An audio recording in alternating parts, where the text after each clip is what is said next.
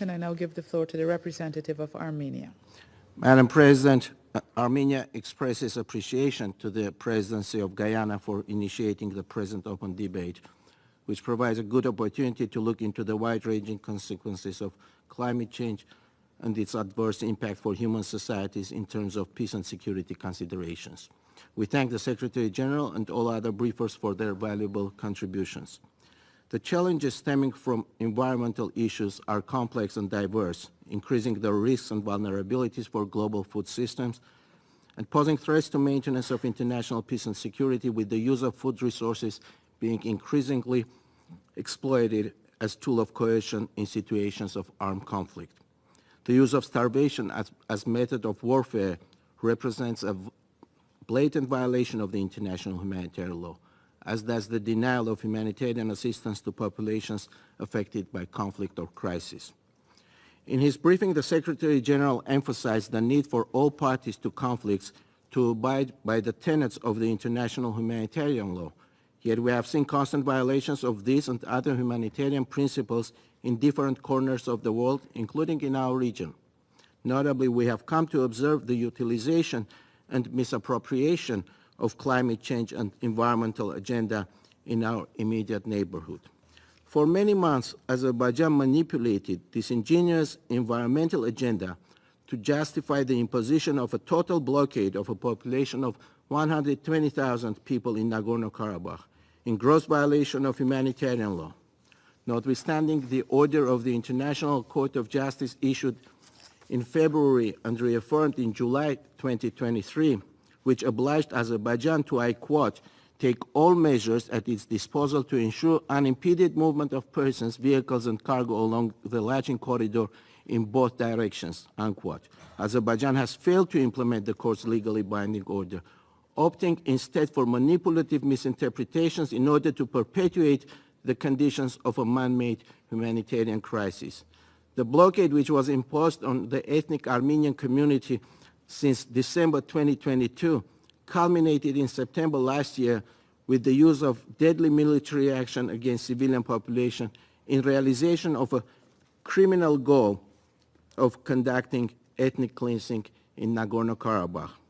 We have been consistently alerting the United Nations and this very Council that, emboldened by the results of the use of force in the past, Azerbaijan has been seeking to normalize violence and aggression in order to engage in the acquisition of territories by force, to impose unilateral solutions, and to resolve international disputes through military means.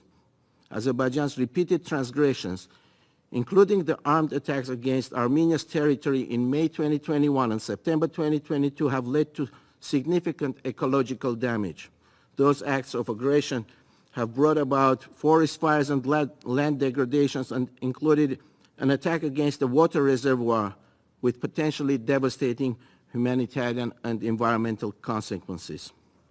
Madam President, Azerbaijan continues to justify its unlawful conduct with unfounded landmine accusations, a claim that has been twice rejected by the International Court of Justice.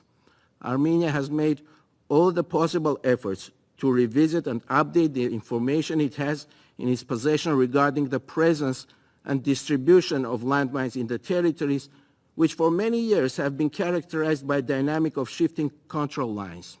Despite being under no legal obligation to do so, Armenia has recently presented a comprehensive package of the reviewed landmines data as a gesture of goodwill, and we have invited the relevant international partners to participate in the verification of the accuracy of all available information. Madam President, in December 2023, as part of an agreement and as a confidence-building measure, Armenia withdrew its bid to host COP29 and lifted objections for the nomination of Azerbaijan.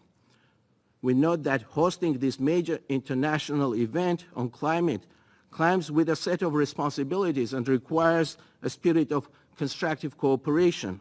Regrettably, we have come to observe further transgressions and violence contrary to the spirit of agreed arrangements. Only yesterday, the night of 13 February, Azerbaijan conducted an armed attack against the territory of Armenia, which resulted in human losses. Such brazen transgressions demonstrate time and again that Azerbaijan has no intention of complying with the international law, as also evidenced by its constant denial to comply with the 8 provisional measures issued by International Court of Justice in the period of 2021-2023.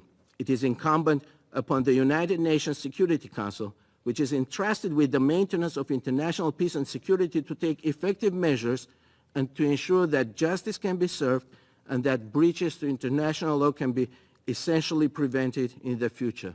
Manifestly, failure to do so only serves the interest of those who seek to undermine the viability of international law and to challenge the integrity and credibility of international legal system.